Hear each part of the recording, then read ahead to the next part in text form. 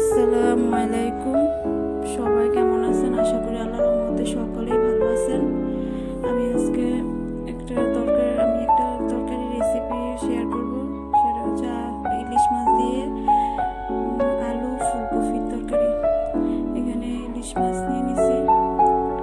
তো আমি কিছু ইলিশ মাছ রান্না করব আর কিছুটা তরকারি রান্না করব। তো ইলিশ মাছটাকে আগে লবণ হলুদ দিয়ে ভেজে নিব, হালকা করে ভেজে নিব। নুন হলুদ দিয়ে মাছটাকে মেখে একটু ভেজে নিব।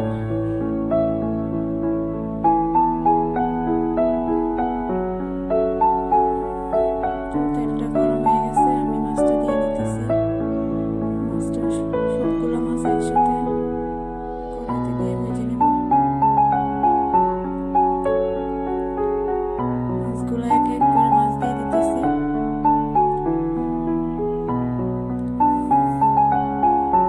মাছগুলো হালকা করে ভেজে নিব। পুরো ভালো করে ভাজবো না, একটু হালকা করে ভেজে নিব।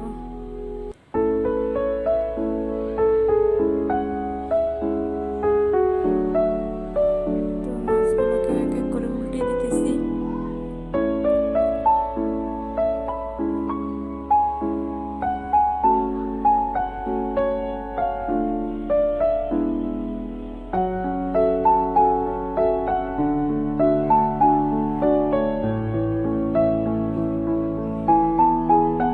মাছগুলো আমার ভেজে নেওয়া হয়ে গেছে।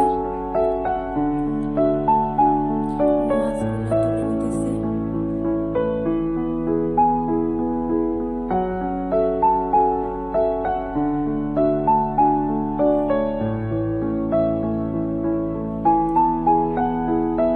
কড়াইতে তেল দিয়ে দিতেছি। তেলটা গরম হয়ে গেলে পেঁয়াজ দিয়ে দিব।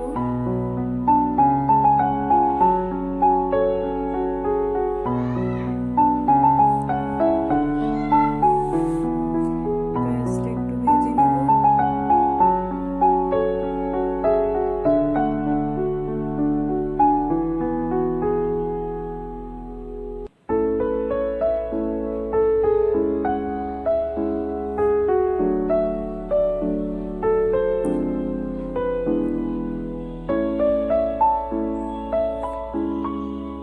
পেঁয়াজটা একটু ভালো করে ভেজে নিব।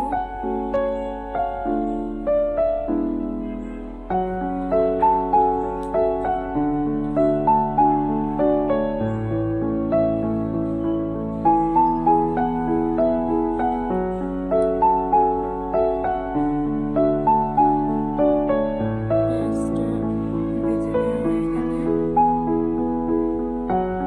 প্রথমে লবণ দিয়ে দিতেছি,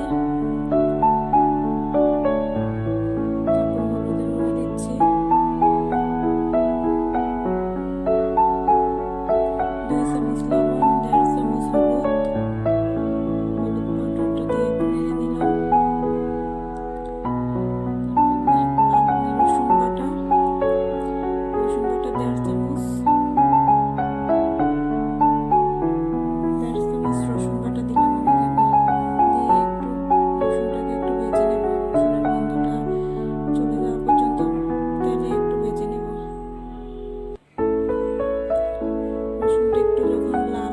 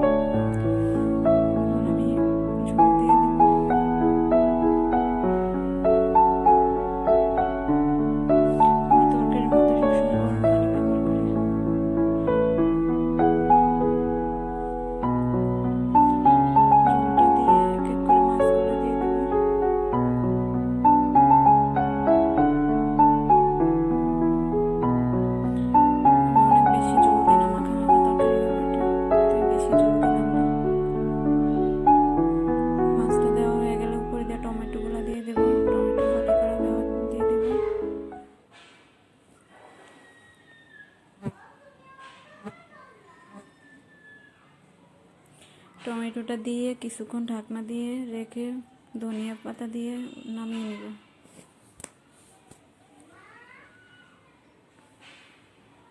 আমি আগে টমেটো দেই না, পরে দিছি যেন আমার টমেটোর কালারটা সুন্দর থাকে।